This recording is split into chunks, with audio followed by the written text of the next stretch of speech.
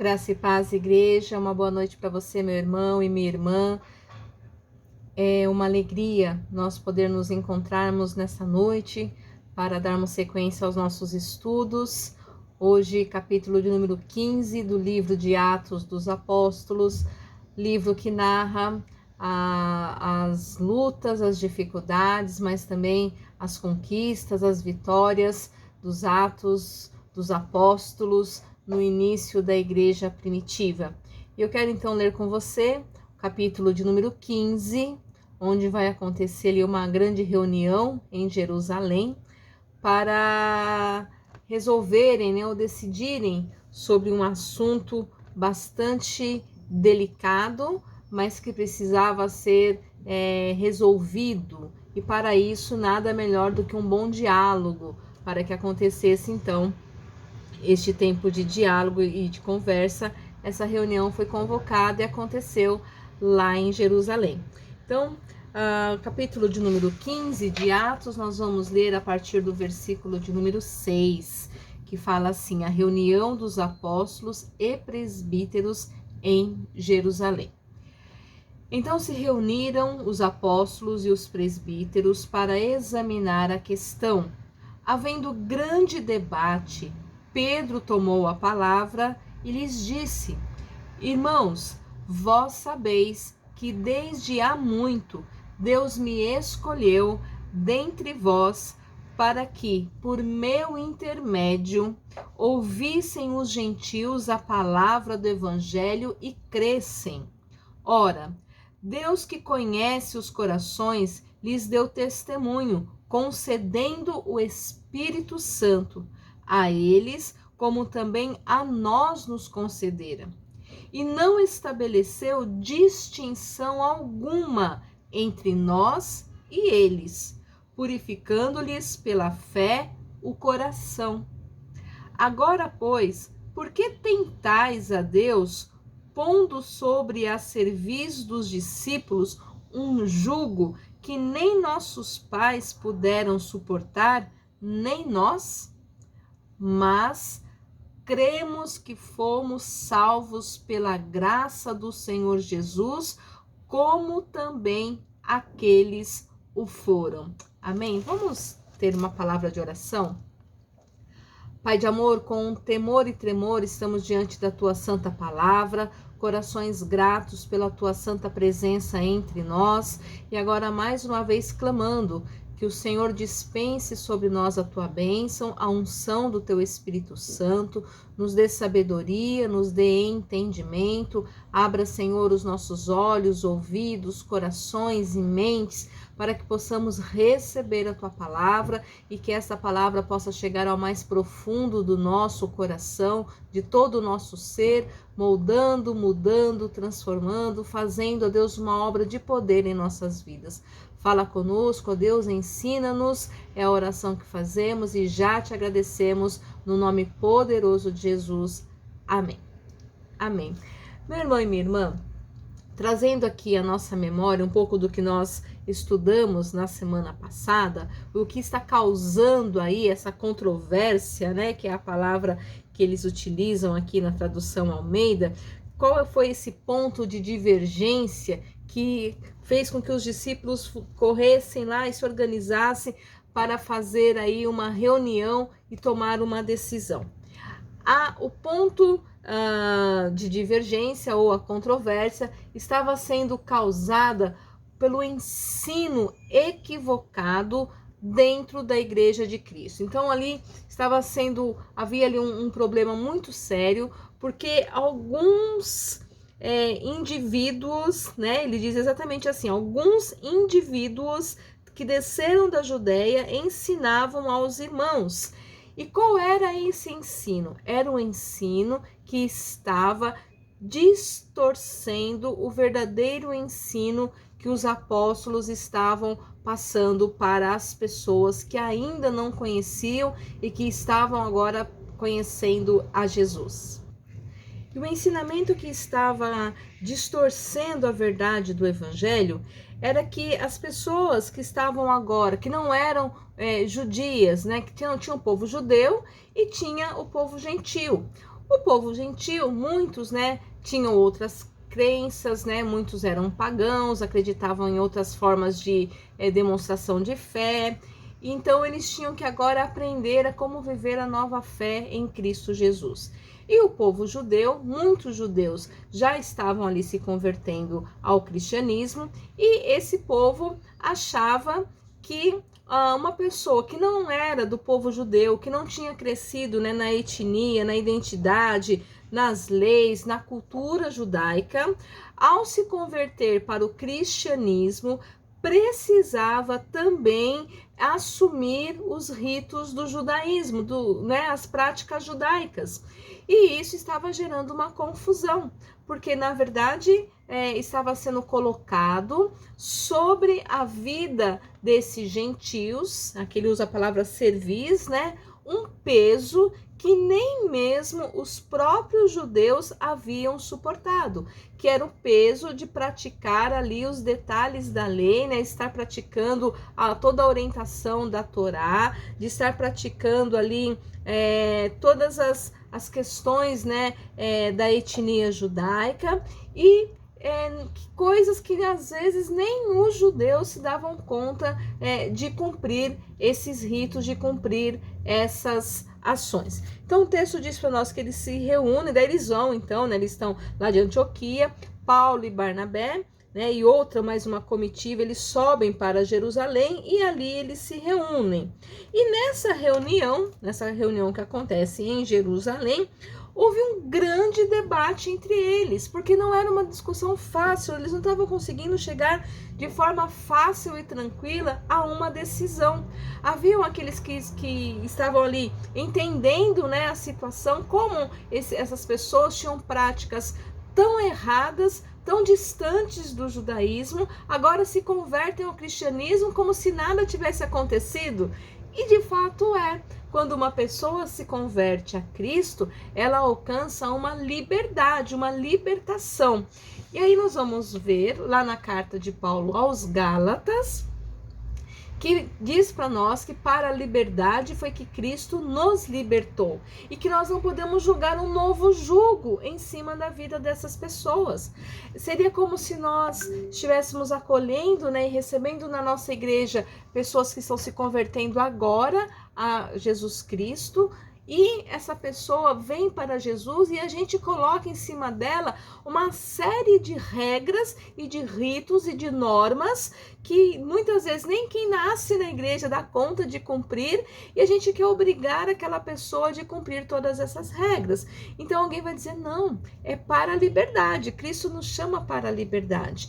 É claro, não vamos confundir a liberdade com libertinagem, como o próprio Paulo vai nos ensinar, mas de ter uma vida correta, uma vida íntegra, uma vida em ordem com os preceitos do Evangelho, com os preceitos que nos ensina Atos dos Apóstolos, né? A doutrina de Atos dos Apóstolos, a doutrina dos apóstolos.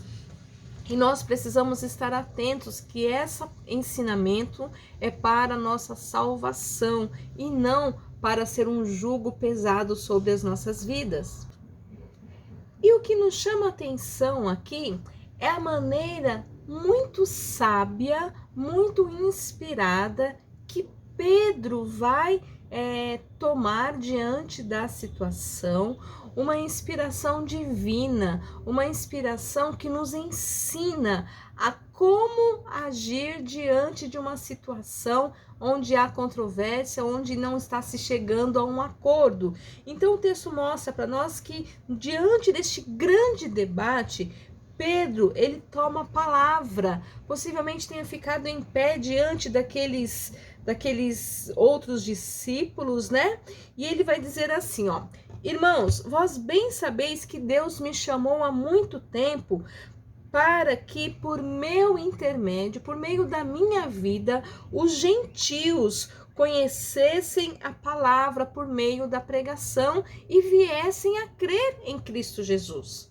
Então eu quero falar aqui para vocês de algo que eu tenho conhecimento, porque eu Eu fui lá, aí ele dá os exemplos aqui para nós, né? Lá em Atos 10, nós nos lembramos da história de Cornélio, quando Deus chama Pedro e um anjo do Senhor aparece e fala assim: Pedro, vai lá, porque ele está orando e tem um plano para mim fazer na vida dele. Então Pedro entendia o amor e o cuidado que Deus tem para com a vida dos gentios, ao ponto de ter chamado ele, escolhido ele, preparado ele para que ele largasse todo aquilo que ele estava fazendo naquele momento e fosse até Cornélio para pregar aos gentios, para que esses se convertessem.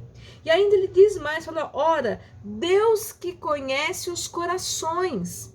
Então não são as práticas de rituais que mostram a santidade ou a vida de intimidade de uma pessoa. É certo que quando nós cremos em Jesus, a nossa vida precisa ser uma vida de ações de santidade, de ações que mostram o verdadeiro evangelho de Jesus Cristo.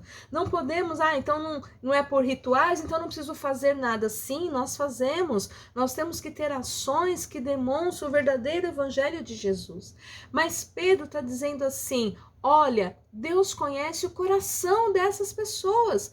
O fato delas estarem fazendo, não estarem cumprindo os ritos judaicos ou aquilo que a Torá estava organizando, mandando dizer, falando, ensinando, não quer dizer que elas não são verdadeiramente cristãs.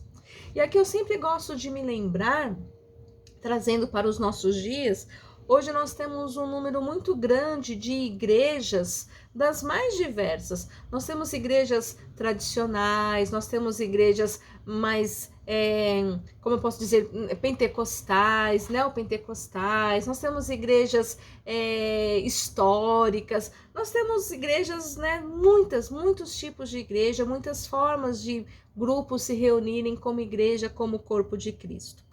E o que a gente precisa pensar é que dentre essas muitas igrejas que existem no nosso tempo, existem muitas igrejas sérias, muitas igrejas corretas, muitas igrejas que vivem, praticam e ensinam a doutrina dos apóstolos, mas infelizmente existe também um número muito grande de igrejas que não são corretas. Um número muito grande de igrejas que fazem coisas erradas, que enganam as pessoas, que mentem. Eu já tive, assim, vários testemunhos. Então, uma vez me perguntaram assim: pastor, mas como que uma pessoa enferma vai numa igreja em que o pastor ou a pastora, né, ou o líder, a líder que está ali na frente é um famoso charlatão, né, fala mentira, engana, e aquela pessoa entra ali enferma, doente, e ela é curada? É exatamente por essa palavra que Pedro está dizendo, porque Deus conhece o coração. A pessoa que foi ali, ela foi com o coração sincero, ela se prostrou com sinceridade diante de Deus, e Deus ouve a oração, e Ele atende conforme a sua boa vontade, o seu bom querer. Agora, não depende daquela pessoa, daquele líder, mas é o coração contrito que Deus não despreza. Então hoje há pessoas que vão em igrejas que não são igrejas corretas, mas alcançam bênçãos, porque os seus corações, o coração dessa pessoa que está ali buscando, é um coração sincero diante de Deus. Um outro exemplo que já me questionaram é em relação a profecias, né? Uma vez, na verdade, uma irmã me pediu oração por uma parente doente. Ela falou: pastora, ore por essa pessoa, né? Ela é minha parente, é minha prima. Ela está com câncer em estágio terminal e ela tem uma filha pequena, né? Casamento novo, e ela recebeu, e ela tá com raiva de Deus. E eu falei: mas como assim, né? Nós vamos orar, mas o que acontece?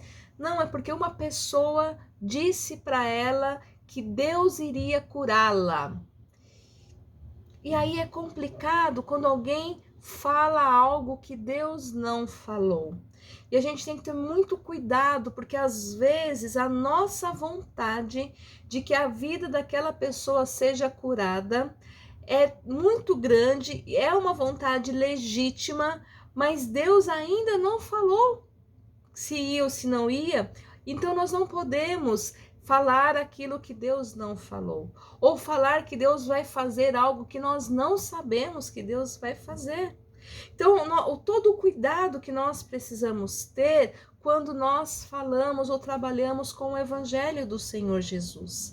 Aqui nós estamos vendo uma situação muito parecida no texto bíblico. Por quê?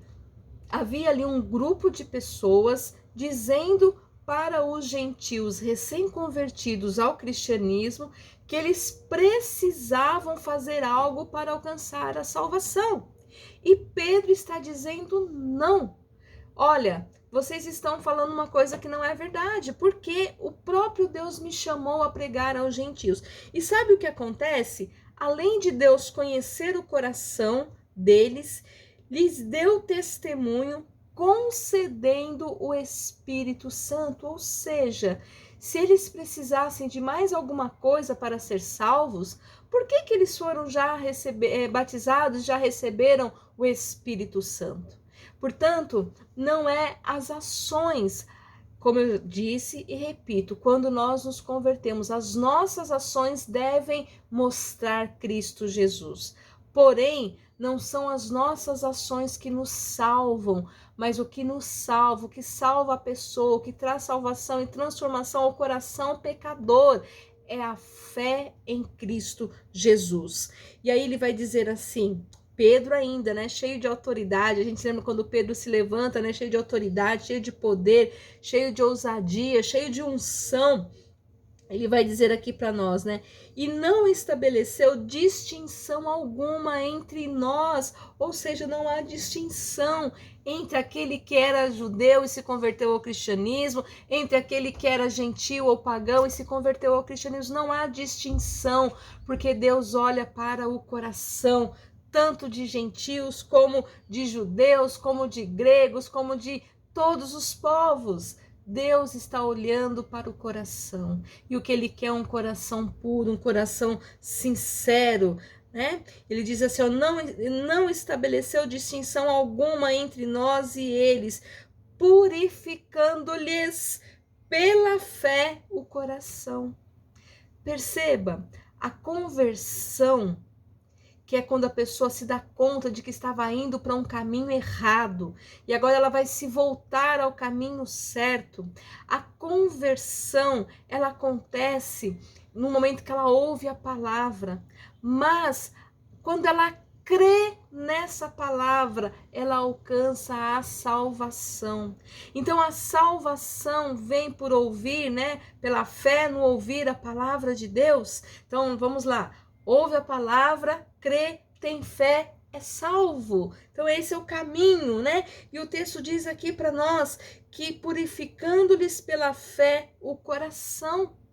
Veja, meu irmão e minha irmã, o que Pedro está dizendo, essas pessoas, elas estão salvas, não porque dependendo do que elas vão fazer daqui para frente. E aqui o que foi dado aqui no versículo 1, né, de capítulo 15, era sobre a questão da circuncisão. Não importa, se converteram ao cristianismo agora que já são adultos, vão ter que fazer a circuncisão, porque todo judeu era circuncidado. Mas a circuncisão era uma prática do judaísmo. A gente vê que Cristo agora, né? Agora a circuncisão é no coração, não é mais no corpo físico, não é mais só na carne, mas é o seu interior, é o seu mudar de vida. É essa transformação que Cristo espera de nós. Então não dá mais para jogar esse jogo. Então, que senão seria fácil. Vai lá, se batiza e tá tudo certo. O que salva é a fé. O batismo é um ato abençoado que Jesus deixou para nós, né? Nós somos batizados como recebidos ali na comunidade da fé. Nós fazemos parte desse povo, fazemos parte dessa família. Por isso nós dizemos sim ao Senhor Jesus. Mas muitas pessoas já batizaram uma, já quiseram batizar 2, 3, porque não tem um coração convertido. Então, o que eles estão dizendo é isso, não precisa porque o coração já está convertido, não precisa circuncidar-se novamente. O coração está purificado pela fé. E Pedro estava considerando aquilo ali uma afronta a Deus. Ele vai dizer assim: agora, por que tentais a Deus, pondo sobre a cerviz dos discípulos um jugo que nem vossos pais puderam suportar e nem nós? Olha que interessante. A cerviz é essa parte aqui, né, da coluna, esse ossinho aqui em cima, né? Dura cerviz, porque não se dobra. Então, quando fala dura cerviz, que fica lá duro, né? Não se dobra, não se curva. Então, a nossa coluna cervical, né? Então, a cerviz, quer dizer, está pondo um peso ali que nem os pais aguentaram. Ninguém aguenta esse peso.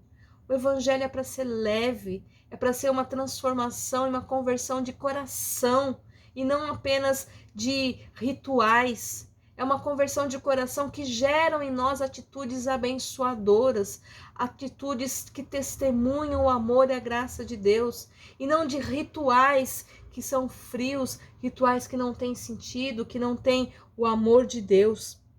Então ele continua e ele vai dizer assim, mas cremos que fomos salvos pela graça.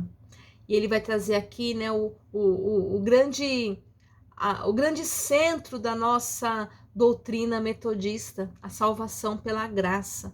Não são as atitudes, mas são a graça. Não é pelo aquilo que você faz, mas você passa a fazer coisas boas quando você se converte e aceita Cristo Jesus. Então a salvação é pela graça. E Pedro aqui vai dizer, né? Mas cremos que fomos salvos pela graça do Senhor Jesus, como também aqueles o foram, ou seja, a salvação é para todas as pessoas e é pela graça, não é por aquilo que elas estão fazendo.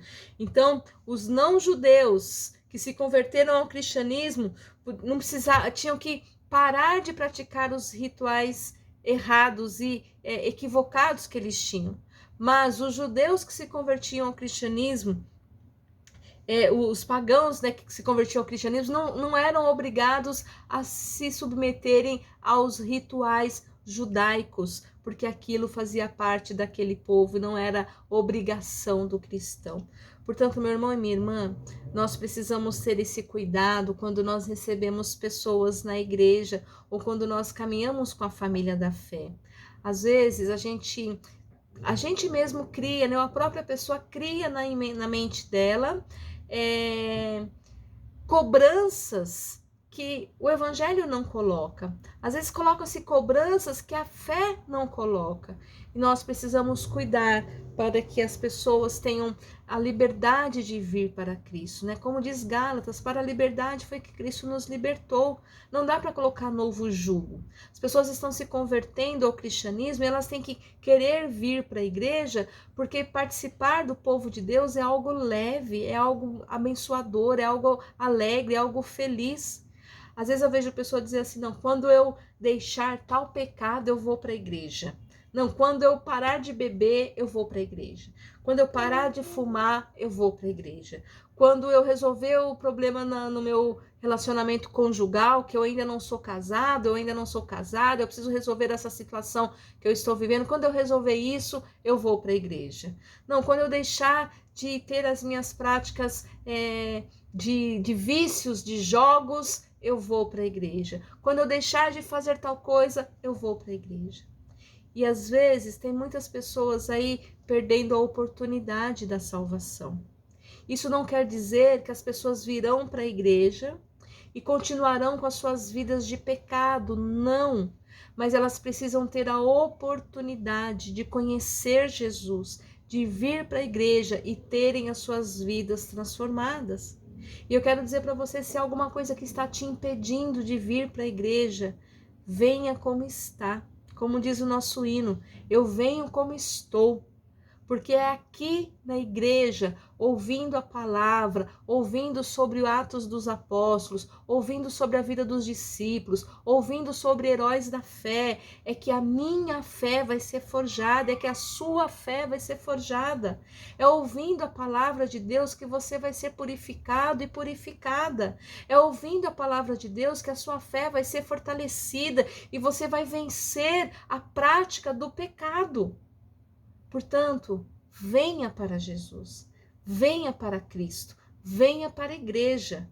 E nós da igreja precisamos aprender a acolher essas pessoas. Nossa, mas aquela pessoa ali, ela fuma. O que ela está fazendo aqui na igreja? Ah, mas aquela pessoa ali usa droga. Eu já vi aquele rapaz ou aquela moça usando droga. O que está fazendo aqui na igreja? Esse não é o nosso papel como igreja. E nós, como igreja, temos acolhido bem. Eu louvo a Deus pela vida da nossa igreja, da nossa comunidade, que tem acolhido as pessoas. E às vezes a gente tem uma velha mania de taxar pecados. Às vezes a gente acha que fumar, usar drogas é pecado, mas fofocar, mentir, enganar não é. E nós precisamos tomar muito cuidado, porque pecado é tudo que nos afasta de Deus. E a nossa vida deve ser uma vida de testemunho, né? Então, esse cuidado que nós precisamos ter. Então, nessa reunião, Pedro se levanta para dizer assim: olha, vamos prestar atenção numa coisa. Deus me chamou para pregar aos gentios o mesmo evangelho. E quando eu preguei, eles creram. E o mesmo Espírito Santo que está sobre a vida nossa de apóstolos foi derramado sobre a vida deles, porque Deus não faz distinção de pessoas. Deus olha para o coração e Deus quer um coração convertido, coração contrito, um coração puro. Por isso Ele mesmo purifica os corações. A palavra do Senhor nos purifica. Portanto, meu irmão e minha irmã, que nós possamos perseverar, anunciando salvação, colocando o nosso coração diante de Deus para ser purificado cada dia mais e olhando para o nosso próximo com olhar de amor, né? Que a gente possa ter essa sabedoria que Pedro teve nas nossas ações, nas nossas tomadas de decisão como igreja, como família, como povo de Deus. Que Deus nos abençoe. Amém? Vamos orar? Deus, muito obrigado mais uma vez por este tempo, Senhor, de leitura e meditação, Senhor, reflexão da Tua palavra.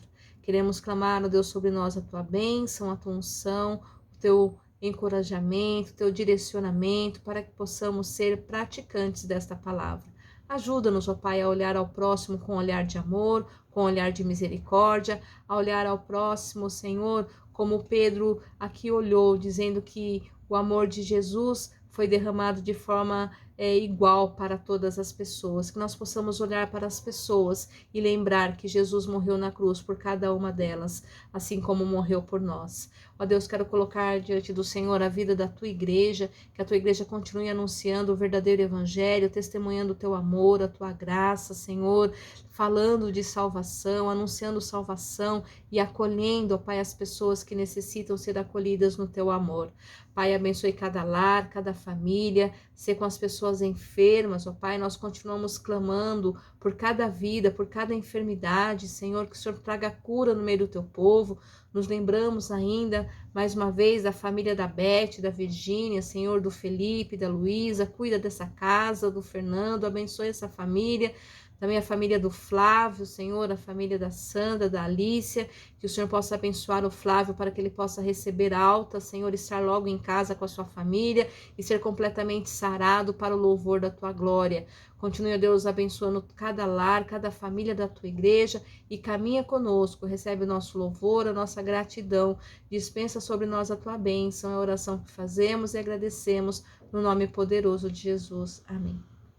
Amém, que Deus abençoe a sua vida, meu irmão e minha irmã, que você tenha uma boa noite.